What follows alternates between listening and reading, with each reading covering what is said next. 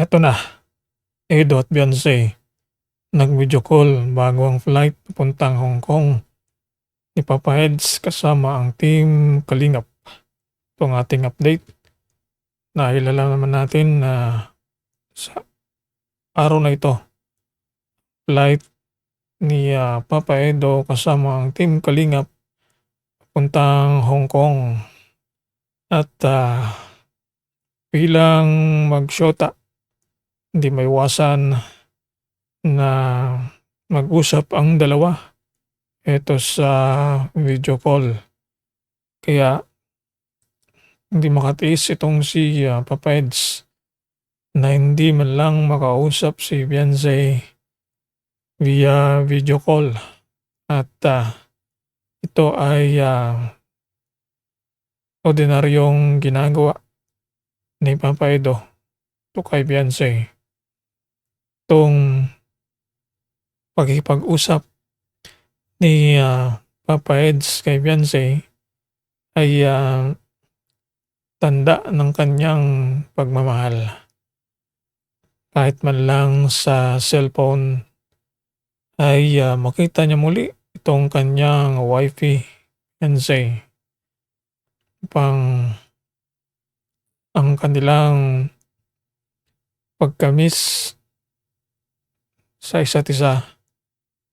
Ilang araw lang ang nakalipas nang umalis itong si Papa Eds mula diet ay hindi niya matiis itong si Baby Beyonce na hindi makausap dito sa video call.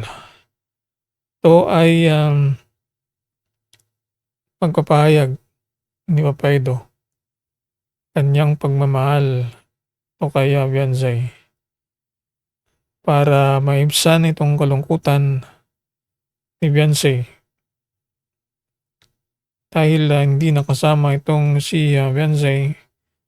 Kailangan na maipakita ni Papa Eds itong kanyang pagiging sweet, mamaalalahanin ito kay Beyonce pang manumbalik at hindi mawala itong alab ng kanilang pagmamahalan. Ito ang dapat na makita at magawa ng tunay na nagmamahalan. Kaya habang paparating na sa Hong Kong itong si Papa Eds kasama ang team Kalingap ay mag-aabang tayo sa live ni Papa Edo at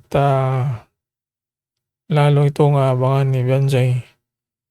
At ito na hindi na natin makita na magko-comment itong si Beyonce sa live ni Papa Eds dahil may rules sa mga beneficiary. Pero alam natin na itong si Beyonce hindi rin matiis itong si hubby niya na panoorin habang nagla-live. Silent viewers na lamang itong si wifey. Pero dito na pagmamahal ay hindi matutumbasan ang bawat isa sa kanila. Papakita tunay na pag-ibig na ipinadama Papa Edo, Beyonce. Kaya bang tayo dahil sunod ay sila naman ang papuntang Korea. Ito rin ang inaabangan ng karamihan. Karoon naman ng EDC sa Korea. Ito ang ating pag-abangan sa sunod nating update sa ating channel. Magandang araw sa ating lahat. Itong pagkikipag-usap ni Papa Eds kay Beyonce ay tanda ng kanyang pagmamahal.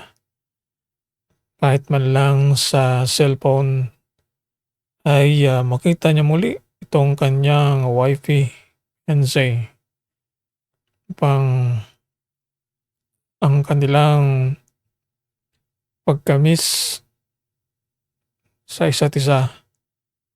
Ilang araw lang ang nakalipas nang umalis itong si, Papa Eds mula diet ay, hindi niya matiis itong si, Baby Beyonce na hindi makausap dito sa video call. Ito ay, pagpapahayag ni Papa Edo kanyang pagmamahal o kay, Beyonce para maibsan itong kalungkutan ni Beyonce dahil, hindi nakasama itong si, Beyonce. Kailangan na maipakita ni Papa Eds itong kanyang pagiging sweet, mamaalalahanin ito kay, Beyonce pang manumbalik at, hindi mawala itong alab ng kanilang pagmamahalan. Ito ang dapat na makita at, magawa ng tunay na nagmamahalan. Kaya habang